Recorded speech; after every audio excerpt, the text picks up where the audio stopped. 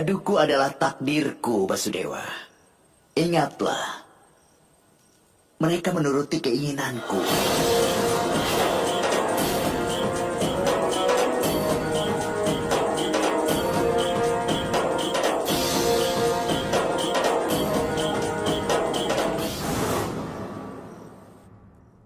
Berapapun angka yang aku minta, itulah yang aku dapat.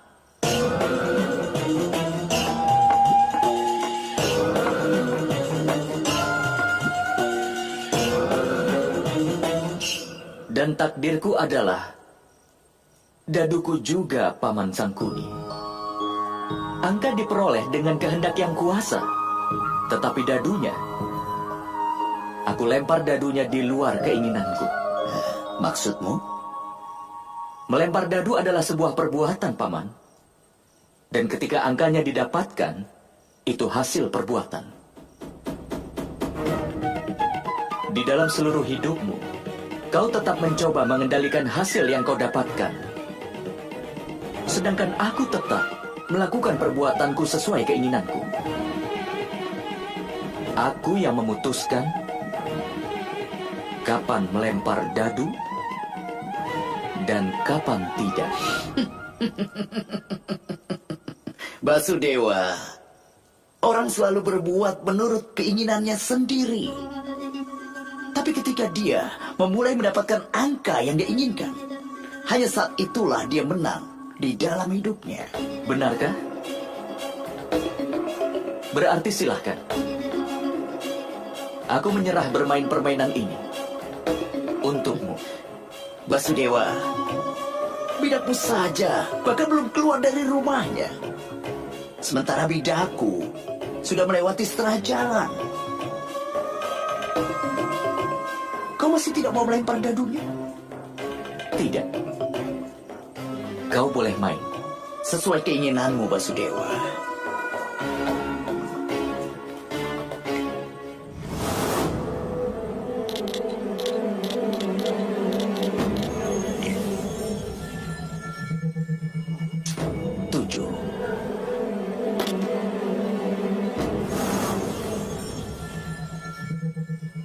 Inilah dia. Sekarang bidaku ini akan duduk di alun-alun istana. Sekarang tidak akan terkalahkan.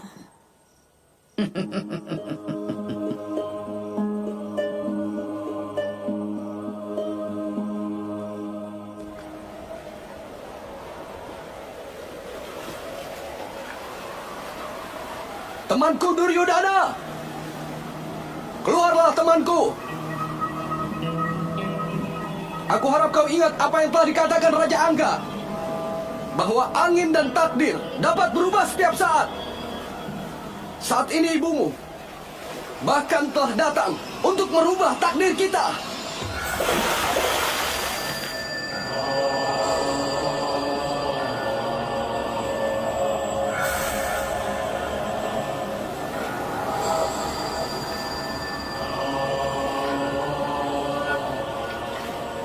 Ratu Gandhari ingin memberikan seluruh hasil meditasi hidupnya untuk membuat tubuhmu menjadi sekuat Bajra. Raja Gandhara mengirimkan pesan bahwa kau harus ke sana dengan membuka seluruh pakaianmu dan segera berada di hadapan ibumu. Ketika ibumu membuka penutup matanya dan melihat seluruh bagian tubuhmu, maka tubuhmu akan sekuat Bajra, teman.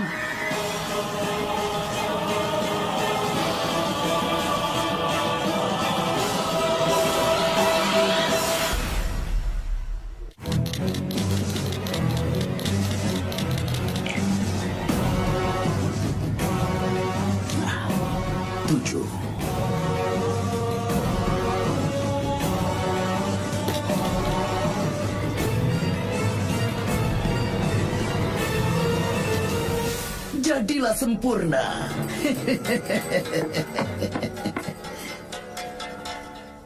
Manusia selalu berusaha mencoba untuk bisa mengendalikan hasil dari perbuatannya.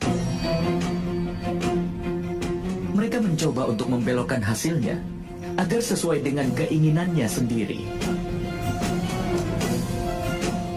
Tetapi Ketika diberikan sebuah dadu, seorang penjudi tidak akan bisa menahan dirinya untuk berjudi. Dia gagal menyadari bahwa bukan dia yang mengendalikan dadu itu, tapi sebaliknya, di dalam kehidupannya, manusia berpikir, apa dia akan bisa mendapat hasil persis seperti yang sesuai dengan keinginannya atau tidak. Dia tidak pernah berpikir, Paman, apakah waktunya tepat atau tidak untuk melakukan sesuatu.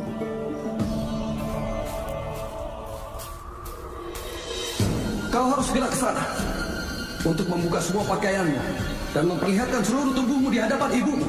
Ketika dia membuka penutup matanya dan melihat seluruh bagian tubuhmu, maka tubuhmu akan sekuat belajar, teman.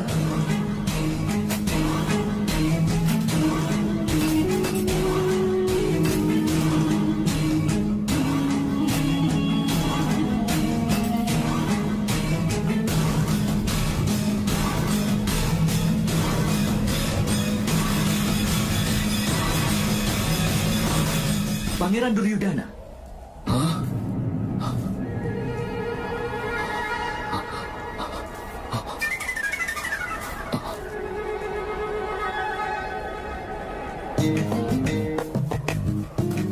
Duryudana, ini masih belum waktunya untuk mandi, tapi waktu yang tepat untukmu melakukan penebusan dosa. Kau, apa yang kau kerjakan di sini, Basudewa? Aku datang ke sini untuk mencari rumput yang dibutuhkan untuk pemujaan. Saat melihatmu, aku pun bertanya-tanya. Karena pakaian itu dihormati oleh beberapa orang. Ada juga yang menganggapnya sebagai sebuah martabat.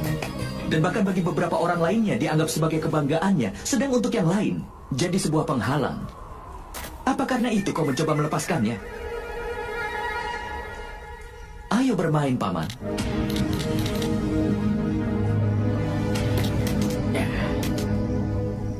Aku dapat lagi. Giliranmu, Basudewa. Aku sudah katakan tadi bahwa daduku akan menunjukkan hasil sesuai keinginanku. Karena itu, tidak perlu bagiku untuk memikirkan prinsipmu tentang perbuatan orang itu. Ketika manusia sedang berada di jalan kesuksesan, dia berpikir dengan cara yang sama. Itulah sebabnya, ketika berita kegagalan pertama kali dirusak olehnya, dia pun segera pergi ke kuil. Dan ketika dia berhasil lagi, dia akan tumbuh dalam keyakinan kenyataannya. Keyakinannya tidak ada pada dirinya sendiri, dan tidak juga pada dewa. Dia tetap lari. Dari Gandhara ke Hastinapura, dari Hastinapura ke Dwaraka, dan dari Dwaraka ke Magadha. Dia terus melemparkan dadunya. Dia berpikir bahwa dia sudah menang. Tetapi hidup ini bukanlah sebuah permainan dadu, Paman. Orang yang sedang duduk di seberangmu ini bukan hanya lawanmu. Ada banyak sekali orang lain yang memainkan permainan yang sama denganmu, tapi tidak terlihat oleh mata kita. Bahkan itu juga bisa mempengaruhi kita. Benar kan, Paman? Karena itulah aku tidak mencoba untuk mengendalikan hasilnya, tapi aku melakukannya.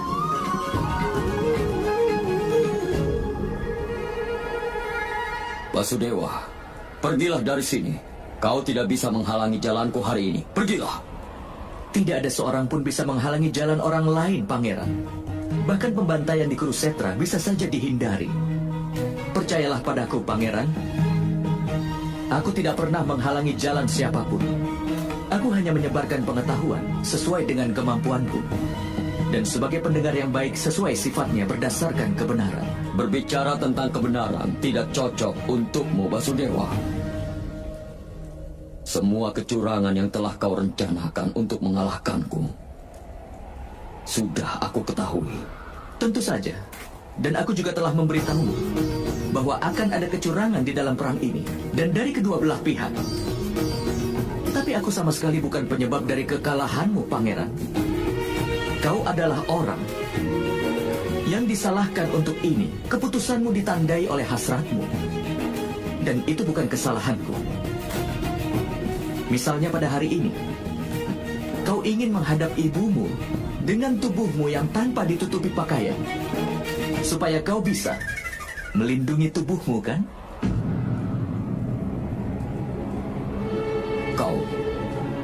Bagaimana kau bisa tahu itu, Basudewa? Aku juga telah membaca beberapa buku suci. Dan aku tahu bahwa hasil dari sebuah meditasi bisa diberikan ke orang lain untuk perlindungannya. Dan aku juga lihat Ibu Gandari datang ke Kurusetra. Kenapa kau tidak meminta perlindungan dari ibumu itu sebelum perang ini dimulai? Pertanyaan ini yang ingin kutanyakan padamu. Tapi akan kulakukan hari ini. Dan besok aku akan menghabisi para Pandawa. Kau benar, seperti yang aku pernah bilang, bahwa kau tidak mengerti inti dari keadaan. Itulah kenapa kemenangan menghindar darimu selama ini. Keputusannya tetap saja tergantung padamu. Kau lakukan saja. Lagi pula aku juga akan pergi.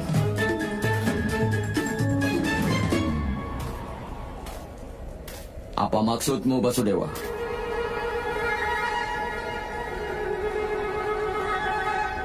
Jadi sekarang kau bersikeras supaya aku beritahu kau akan pergi menemui ibumu dengan tubuh yang tanpa tertutupi pakaian. Dan sesuai kepercayaan dan tradisi kita, anak laki-laki tanpa pakaian di depan ibunya artinya sama saja seperti akan menghabisi ibunya sendiri. Dan itu juga sama sekali tidak benar.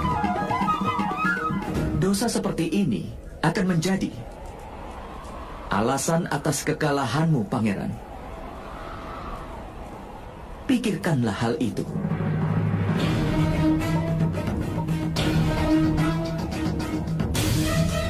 Dalam sebuah pertarungan dengan menggunakan gada, tidak boleh memukul di bawah pinggang.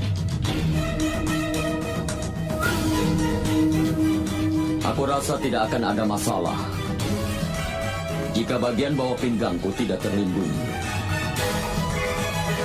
Tapi bagian yang lain dari tubuhku akan mendapatkan perlindungan yang kuat. Terserah kau saja, Pangeran.